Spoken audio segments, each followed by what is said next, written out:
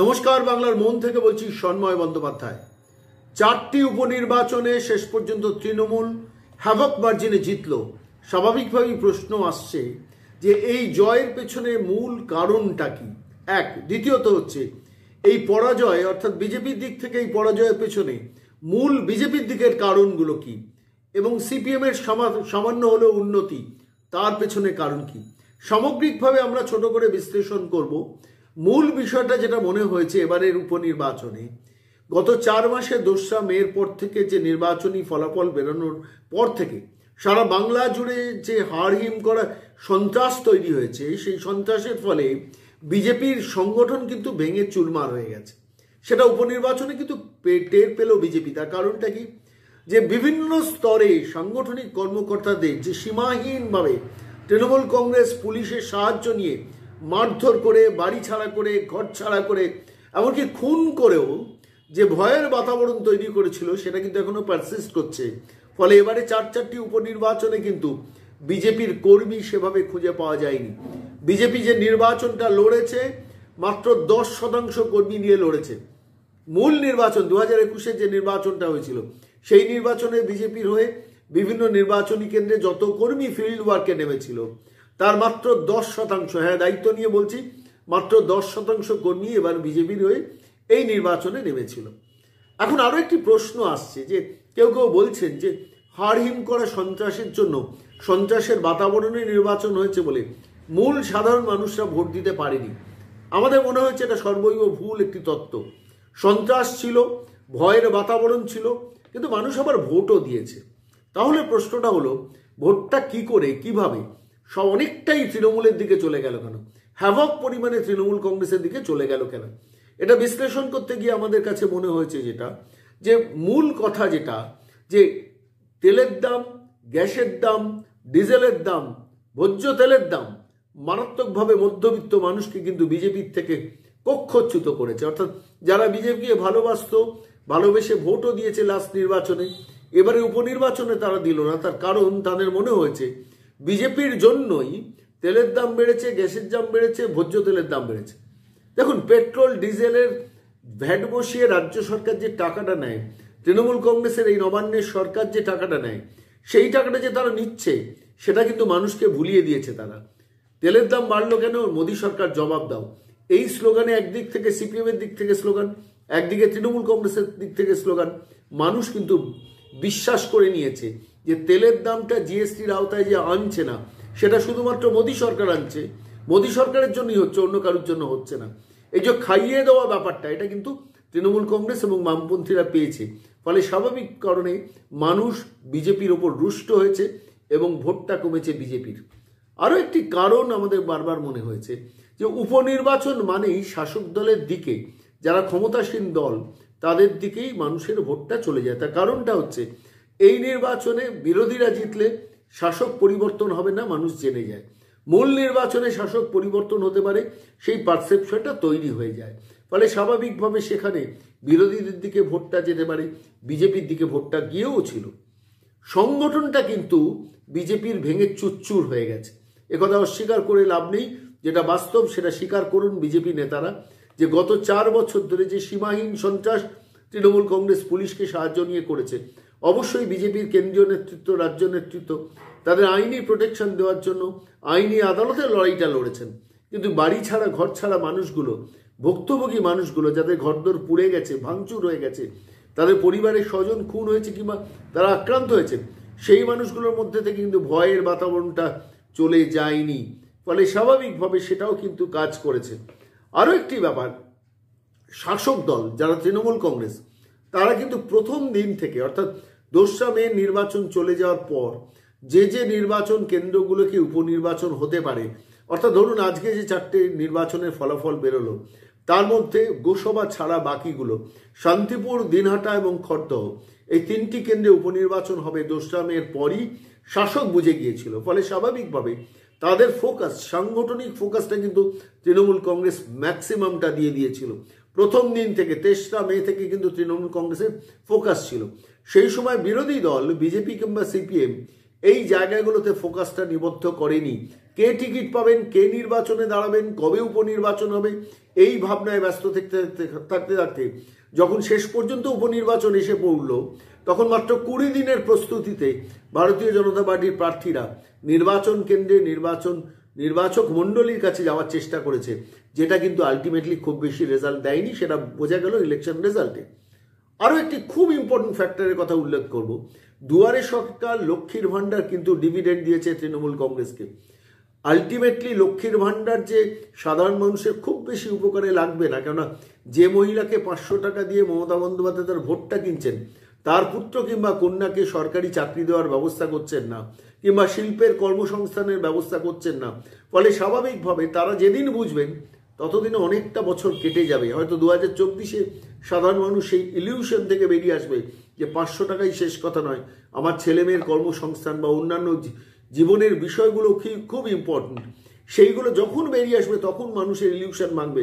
কিন্তু আপাতত দুয়ারে সরকার এবং লক্ষ্মীর ভাণ্ডার রাজ্য সরকার বা তৃণমূল কংগ্রেসকে ডিভিডেন্ড দিয়েছে। আরও একটি বিষয়ে একটু ভালো করে খেয়াল করে দেখবেন, এই 4টি উপনির্বাচন কেন্দ্রে যখন ভোটটা হলো, কেন্দ্রীয় সরকারের যে কোটি কোটি টাকার প্রকল্প রাজ্যে আসে, তা নিয়ে বিজেপির কিন্তু কোনো প্রচার নেই। ভালো করে একটু ভাবুন, বিজেপি কিন্তু মানুষের কাছে পৌঁছতেই পারেনি যে কি কি প্রকল্প কেন্দ্রীয় সরকারের সাধারণ মানুষের জন্য আছে। জনধন যোজনা থেকে রেশনে 6 কোটি 2 লক্ষ মানুষকে কেন্দ্রীয় সরকারের ভর্তুকিতেই চাল গম দেওয়া হয়, এটা বিজেপি নেতারা পরিষ্কারভাবে নির্বাচক মণ্ডলীর কাছে বারংবার উপস্থাপন করে না। অথচ তৃণমূল কংগ্রেসের নেতারা খাদ্যসাথী বলে পুরো রেশন ব্যবস্থাটা নিজেদের ক্রেডিট বলে চালিয়ে দিলেন। মানুষ বিভ্রান্ত। কেন্দ্রীয় সরকারের প্রজেক্টগুলো নিয়ে ধারাবাহিকভাবে মানুষের কাছে পৌঁছানো দরকার, যাতে মানুষ বোঝে যে জনমনোহরণকারী যে প্রকল্পগুলো চলছে রাজ্যে, তার অধিকাংশই কিন্তু কেন্দ্রীয় সরকারের, এবং সেটার দায়িত্ব প্রচার করতে হবে বিজেপিকে, যেটা বিজেপি কিন্তু গত 4-5 মাসে এই উপনির্বাচনের আগে একদমই করেনি, কারণ তারা নানান কারণে ব্যস্ত ছিল। ফলে স্বাভাবিকভাবে এই পরিস্থিতিতে দাঁড়িয়ে আমাদের মনে হচ্ছে নির্বাচনে যে ব্যাপক পরিমাণে হারলো বিজেপি, তার পেছনের আরও একটা কারণ হচ্ছে যে 2রা মের পর যেমন সাংগঠনিক কর্মী বিজেপি আর এই নির্বাচনে পায়নি, ঠিক প্রচুর সমর্থক আছেন। তারা আড়াল থেকে গিয়ে হয়তো কেউ ভোটটা দিয়েছেন, কেউ বা ভোটটা দিতেও যেতেও সাহস করেননি, কিন্তু সক্রিয় কর্মীর সংখ্যাটা সাংঘাতিকভাবে কমে গেছে। আরও একটি খুব গুরুত্বপূর্ণ পয়েন্টের কথা আপনাদের বলবো এই নির্বাচনে বিজেপির পরাজয়ের পেছনে কারণ, সেটা যে জিততে পারি, এই বোধ, এই চেতনা, এই পারসেপশন, এটা কিন্তু বিজেপির পক্ষ থেকে সাধারণ মানুষের মধ্যে এই উপনির্বাচনগুলোতে ইনফিলট্রেট করা হয়নি। কলকাতা থেকে রাজ্য নেতারা, মন্ত্রী, সাংসদ, দিল্লির কেউ কেউ তারা গেছেন উপনির্বাচন কেন্দ্রে, কোনো একটা পথসভায় বক্তব্য রেখেছেন, কিন্তু সেইখানে দাঁড়িয়ে যে পারসেপশনটা তৈরি করা যে গোসভায় বা শান্তিপুরে বা দিনহাটায় বা খড়দায় আমরা জিততে পারি, এই বলিষ্ঠতাটা কিন্তু সেখানে হয়নি। তার উপর আছে করোনা এফেক্টে নির্বাচনী প্রচারকে সীমাবদ্ধ করা হয়েছে। তৃণমূল কংগ্রেস তার চূড়ান্ত সাংগঠনিক দক্ষতায় সেই গ্যাপটাকে কাজে লাগিয়েছে, কিন্তু বিজেপির পক্ষে সেই গ্যাপটাকে কাজে লাগানো সম্ভব হয়নি।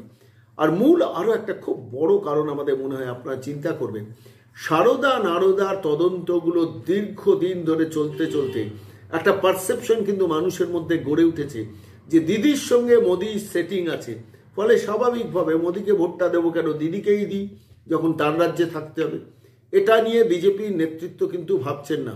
রাজ্য নেতৃত্ব যারা আছেন তাদের উচিত দিল্লি নেতৃত্বকে বুঝিয়ে যত দ্রুত সম্ভব এই সারদা নারদার তদন্ত গুটিয়ে শেষ করা। ভালো লাগলো দেখে যে ত্রিপুরায় কিন্তু রোজ ভ্যালির তদন্তের চার্জশিট জমা পড়ে গেছে। এক্ষেত্রে এখানেও পশ্চিমবঙ্গে 2-1টি চার্জশিট জমা পড়েছে, কিন্তু তদন্তগুলো দীর্ঘসূত্রিতা চলছে।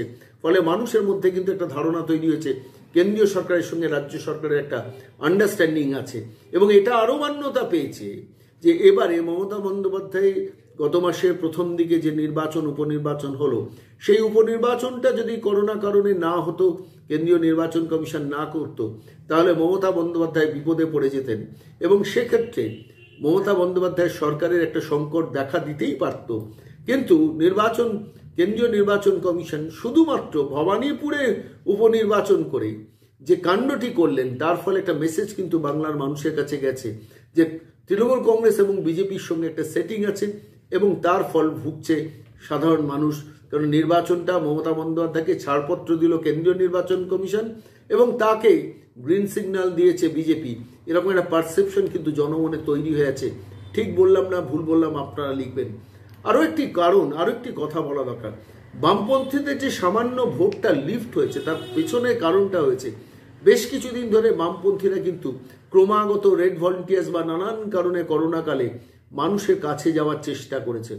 মানুষ বিজেপির ওপর ভরসা করেছিল 2021 নির্বাচনে, বিজেপি ক্ষমতায় আসতে পারে এরকম একটা ধারণা এবং বোধ তৈরি হয়েছিল এবং সেই জায়গা থেকে ভোটটা বিজেপির যেটা শিফট হয়েছিল, বামপন্থী সমর্থক ভোটেরা যারা বিজেপিকে দিয়েছিল তৃণমূলকে আটকানোর জন্য, বিজেপির সরকার আনার জন্য, তারা কেউ কেউ আবার ঘর ওয়াপসি হচ্ছে, অর্থাৎ বামপন্থীদের কাছে যাচ্ছেন। কিন্তু it's a long way to go. বামপন্থীরা দীর্ঘদিন চেষ্টা করলে কবে ফিরিয়ে আনতে পারবেন আমরা জানি না, কিন্তু একটা সিলভার লাইনিং বামপন্থীরা কিন্তু দেখতে পাচ্ছেন এই উপনির্বাচনে। যা বাস্তব সেটা বললাম। এবার আপনাদের খুব সংক্ষেপে ব্যাখ্যা করব যে এই রেজাল্টের ফলে কি মারাত্মক নেগেটিভ জিনিসগুলো হবে, সেইগুলো একটু আমার মনে হয়েছে আপনাদের কাছে ব্যাখ্যা করা দরকার। নেগেটিভ বলতে শাসক আরও পাওয়ারফুল হলো, মমতা বন্দ্যোপাধ্যায়, অভিষেক বন্দ্যোপাধ্যায়রা আরও গ্রিডি হবেন দিল্লিমুখী হওয়ার জন্য। গোয়া ত্রিপুরার পর এবার উত্তরপ্রদেশে ঢুকবেন, যত্রতত্র ঘুরে বেড়াবেন।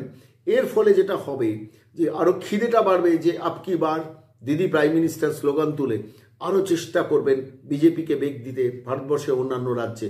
এবং এইখানে দাঁড়িয়ে বিজেপি স্টেট লিডারশিপের একটা বড় ভূমিকা ছিল, যেখানে দাঁড়িয়ে মমতা বন্দ্যোপাধ্যায়কে ক্রমাগত বিব্রত রেখে মমতা বন্দ্যোপাধ্যায়কে বাংলার বাইরে যেতে না দেওয়া, কিন্তু সেটা বিজেপি রাজ্য নেতৃত্ব এখনো পর্যন্ত সেই দিক পৌঁছতে পারেননি। পারবেন কিনা ভবিষ্যতে আমরা জানি না। ঠিক এর পাশাপাশি আমাদের মনে হয়েছে যে তৃণমূল কংগ্রেসের এই অ্যাবসলিউট পাওয়ার গেনটার ফলে, এই 4টে বিধায়ক আরও পাওয়ার ফলে আরও মারাত্মক করাপশন বাড়বে। গ্রাসরুট লেভেলে তৃণমূল কংগ্রেস বুঝে যাবে যে মানুষ আমাদের 1 লক্ষ ভোটে জেতাচ্ছে। একটা বিধানসভা উপনির্বাচনে, 2টো বিধানসভা উপনির্বাচনে 1 লক্ষ ভোটে জেতানো, অন্য 2টোতে 50,000 থেকে 1 লক্ষ ভোটে জেতানো, ফলে আমাদের মানুষ প্রচণ্ড বিশ্বাস করে আমরা যা ইচ্ছে তাই করতে পারি। কেন্দ্রীয় সরকার এবং রাজ্য সরকারের কোটি কোটি টাকার প্রকল্প কিন্তু আগামী দিনে লুট হবে, তার সিগন্যালও কিন্তু এই নির্বাচন আমাদের মনে হয়েছে। ঠিক কি ভুল আপনারা লিখবেন। আরও একটি কারণ, আরও একটি ঘটনা কিন্তু এই নির্বাচনে তৃণমূল কংগ্রেসের পাওয়ার গেনের মধ্যে দিয়ে তৈরি হলো, সেটা হচ্ছে কর্মসংস্থান কিন্তু এ রাজ্যে আরও কমবে। কেন বলছি বলুন তো, যে একটি বিষয় অত্যন্ত গুরুত্বপূর্ণ হয়ে উঠেছিল এই নির্বাচনে, 2021 নির্বাচনের আগে চাকরি প্রার্থীরা বারবার আন্দোলন করেছেন বিভিন্ন বিষয়ে, স্কুল শিক্ষক থেকে কলেজ শিক্ষক, সরকারি চাকরির বিভিন্ন পদ থেকে শুরু করে পুলিশের চাকরি তাদের হয়নি। 5.5 লক্ষ সরকারি পদ এ রাজ্যে মমতা বন্দ্যোপাধ্যায় অবলুপ্ত করে টাকা বাঁচিয়ে সেই টাকা খেলামেলা উৎসব মৎসবে খরচা করেছেন। মমতা বন্দ্যোপাধ্যায় এইবারের এই উপনির্বাচন জয়ের ফলে আরও পাওয়ার গেন করে, আরও কর্মী সংকোচন করে, আরও কন্ট্রাকচুয়াল ঠিকাদারের আন্ডারে লোকজন রিক্রুট করবেন। ফলে আলটিমেটলি শিক্ষিত বেকার স্কিল লেবারদের কিন্তু সংকট বাড়ল এই উপনির্বাচনে তৃণমূলের এই পাওয়ার গেনের মধ্যে।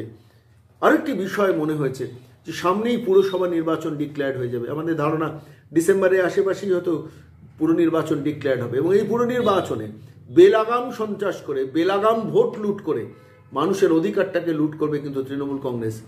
এই যে 4টে উপনির্বাচন জেতা, এটা কিন্তু তৃণমূল কংগ্রেসকে বেশি পাওয়ার দিয়ে কিন্তু এদিকেই নিয়ে গেল।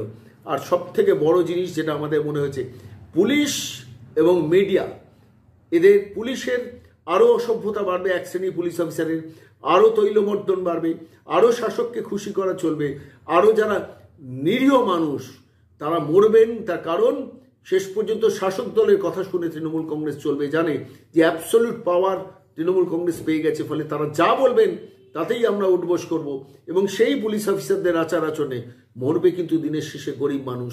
এবং এই সমস্ত বিষয়টা যে নেগেটিভ ইম্প্যাক্টের ব্যাপারটা বললাম, সেই নেগেটিভ ইম্প্যাক্টের ক্ষেত্রে কিন্তু আরও একটি খুব ভাইটাল জিনিস আপনাদের একটু নজর করাবো, সেটা হচ্ছে মিডিয়ার আধিক্যতাটা বেড়ে যাবে, অর্থাৎ সংবাদ মাধ্যমের আধিক্যতা বেড়ে যাবে। কেন সংবাদপত্র আরও ঝাঁপিয়ে পড়বে মমতা বন্দ্যোপাধ্যায়কে খুশি করার জন্য, কোটি কোটি টাকার বিজ্ঞাপন লুট করে নিয়ে যাবে এবং সন্ত্রাসের বাতাবরণ, বেআইনি, অন্যায্য, অনৈতিক কাজকর্ম তৃণমূল কংগ্রেস রাজ্য জুড়ে যেগুলো করবে সেগুলোকে আড়াল করবে বাংলা সংবাদ মাধ্যম। কেন তারা জেনে গেছে যে তৃণমূল কংগ্রেস 7-0 করেছে উপনির্বাচনে, ফলে আপাতত 4.5 বছর তাদের খুশি রেখে চললে হয়তো আমাদের ভাড়ার পূর্ণ হবে। আর সংবাদ মাধ্যমের ভাড়ার পূর্ণ হলে স্বাধীন সংবাদ মাধ্যম কিন্তু অবলুপ্ত হবে, যা ইতিমধ্যেই অনেকটা হয়েছে। ফলে এটাই বোধহয় বাংলার মানুষের পক্ষে খুব ক্ষতিকারক একটা দিক। আজকের এই 4টে উপনির্বাচনে তৃণমূল কংগ্রেস আরও পাওয়ার গেইন করাতে যা যা করতে পারে সেটা আলোচনা করলাম। এবং অবশ্যই আপনারা, আমরা যদি সঠিক বলে থাকি, মন্তব্য লিখবেন বাংলার মনের কমেন্ট বক্সে।